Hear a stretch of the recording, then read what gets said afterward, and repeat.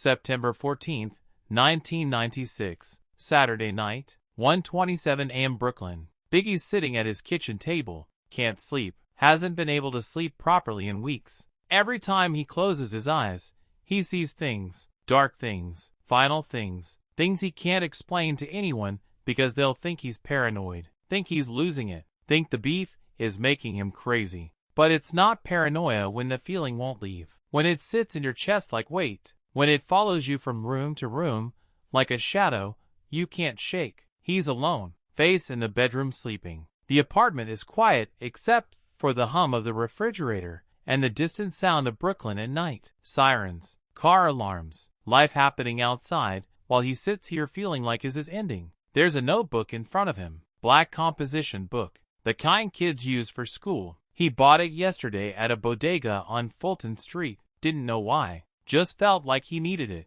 Needed somewhere to put these thoughts. These feelings. These premonitions that won't stop coming. He opens it. First page. Blank. Stares at it for a full minute. Pen in hand. Not knowing how to start. How to document the feeling of dying while still alive. How to explain that you know something's coming without sounding insane. Then he starts writing. Not rapping. Not verses. Just thoughts. Raw. Unfiltered. Private. September 14th, 1996. 1:30 a.m. I can't sleep. Haven't slept right in 3 weeks. Every time I close my eyes I see my funeral. I see my casket. I see my mom crying over me. I see Puff speaking at a podium. I see thousands of people I don't know mourning someone they never met. And it feels real. Too real. Like I'm watching a memory instead of a dream. Like I've already died, and I'm just remembering what happened. He stops, reads it back. Sounds crazy. Sounds like someone losing their mind.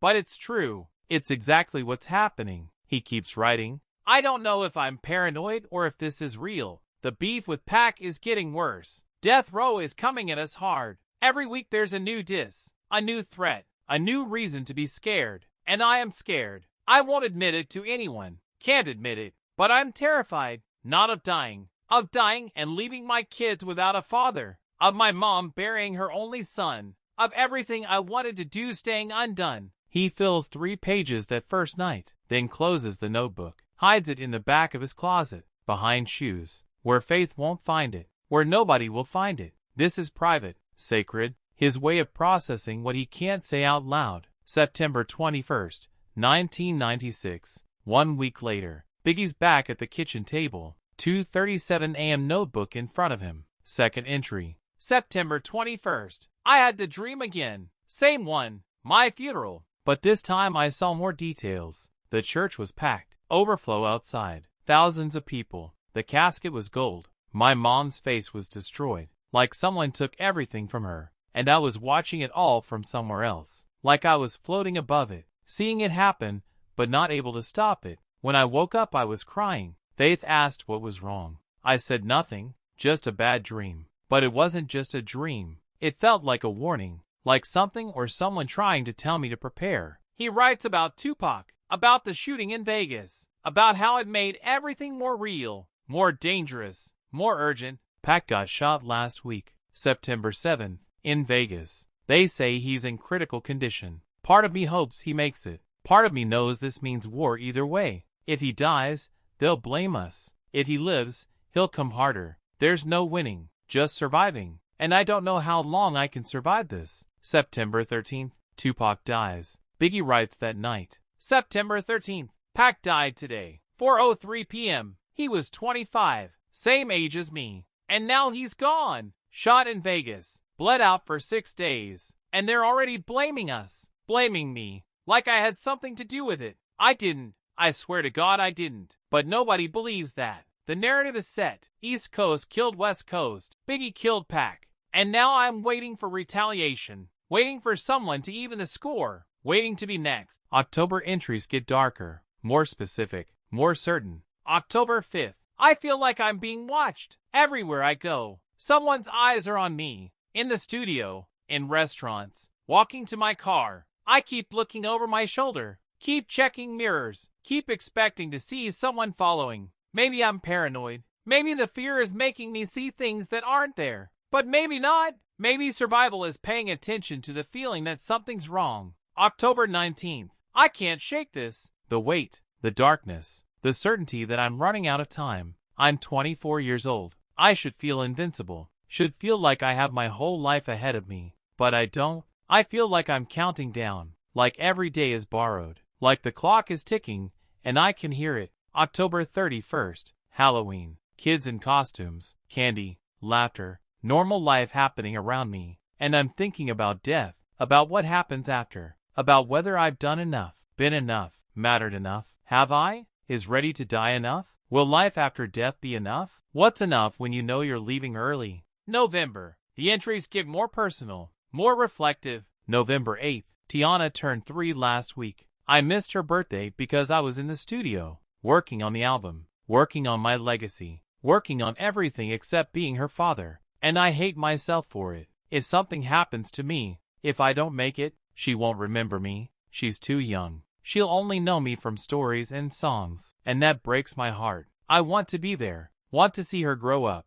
Want to walk her down the aisle. Want to meet her kids. But I don't think I will. I don't think I get that. November 15th. Faith is pregnant. We haven't told anyone yet. It's early. But there's a baby coming. My second child. And I'm happy. Genuinely happy. But also terrified. Terrified I won't be here to meet them. Won't be here to hold them. Won't be here to be their father. This baby deserves better than a dead dad. Deserves better than stories and songs. Deserves me. And I don't know if they'll give me. November 27th. Thanksgiving. Family dinner at my mom's. Everyone laughing, eating, being together. And I'm watching them like I'm already gone. Like I'm seeing them from the other side. Memorizing their faces, their voices, their joy. Trying to hold on to it. Trying to keep it. Because I feel like I'm about to lose it. All of it. December. Christmas approaching. The entry shift. December 10th. I'm trying to finish life after death before the end of the year. Trying to leave something behind. Something permanent. Something that proves I was here. That I mattered.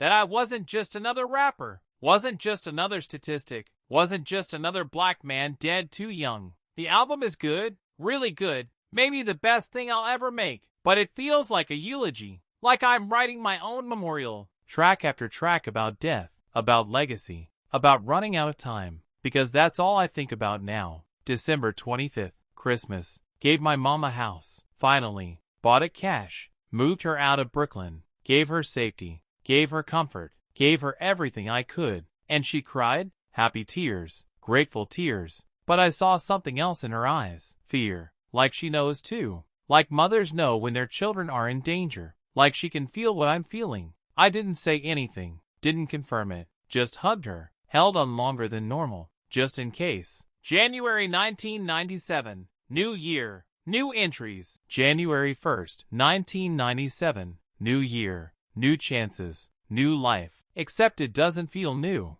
Feels like the same weight. Same darkness. Same countdown. I made resolutions. Spend more time with my kids. Finish the album. Make peace with Pac's death. Be better. Do better. But resolutions only matter if you're alive to keep them. January 18th. Someone sent a death threat to Bad Boy. Mailed it. Said they're coming for me. Said I'm next. Said Pac's death won't go unanswered. Puffy wants me to increase security. Wants me to stop going out. Wants me to hide. But I can't live like that. Can't be a prisoner of fear. So I'll be careful. But I won't hide. Won't give them the satisfaction of seeing me scared. February. The entries get shorter. More resigned. February 7th. Life after death is done. Finally. 2 discs. 24 tracks. Everything I have. Everything I am. Everything I want to say. It's finished. Releases March 25th. 3 weeks after my 25th birthday. I'll be here for that. I think. I hope. February 14th.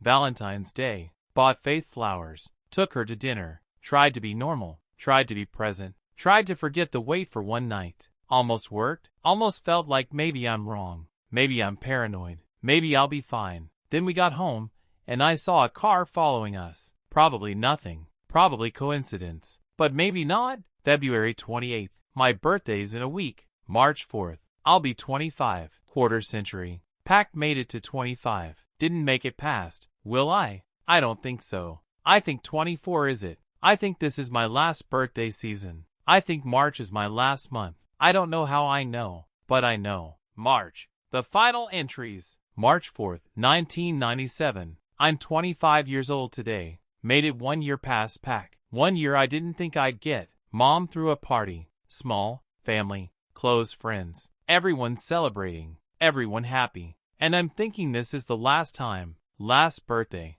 Last cake. Last song. Last everything. I didn't tell anyone. Just smiled. Just ate cake. Just pretended I believe I'll see 26. March 6th. Going to LA this weekend. Vibe party. Album promotion. Last trip before the release. Puffy wants me to go. Wants me visible. Wants me out there. I don't want to go. LA doesn't feel safe. Hasn't felt safe since Pac died. But I'm going anyway. Because that's the job. That's the life. Show up. Perform. Pretend you're not scared. March 8th, 1997. Saturday night. 11:54 p.m. Los Angeles. Biggie's in his hotel room. Westwood. Tomorrow's the party. Tomorrow's the event. Tomorrow's the thing he doesn't want to do, but will do anyway. He pulls out the journal. Brought it with him. Don't know why. Just felt like it needed to come. Like this needed to be documented. Whatever this is. He sits on the bed. Opens to a blank page. Last entry.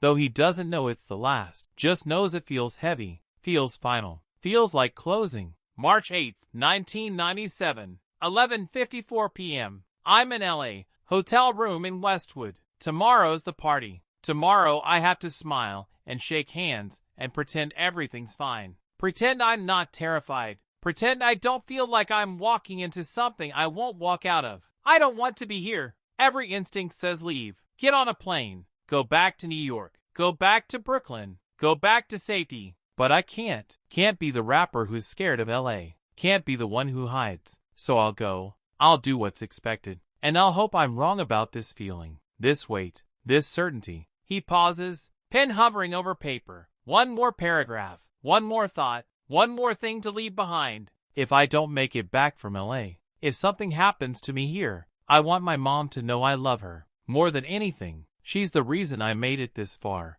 The reason I'm anything at all. I want my kids to know I tried. Tried to be a good father even when I wasn't there. Tried to leave them something. Tried to matter. And I want people to know I was more than the music. More than the beef. More than Biggie Smalls. I was Christopher. I was human. I was scared and hopeful. And trying to figure it out like everyone else. That's who I was. That's who I am. That's what I want remembered. He closes the journal. Puts it in his bag. Goes to sleep. Or tries to. Can't shake the feeling. Can't shake the weight. Can't shake the certainty that tomorrow is the last day. March 9th, 1997. Sunday morning, 12:47 a.m. Biggie shot. 4 bullets. Suburban on Wilshire Boulevard. Massive internal damage. Rushed to Cedars-Sinai. Dies at 1:15 a.m. 24 years old. Just like he wrote. Just like he knew. Just like he predicted 6 months of journal entries ago. His belongings are collected from the hotel. Bag, clothes, personal items,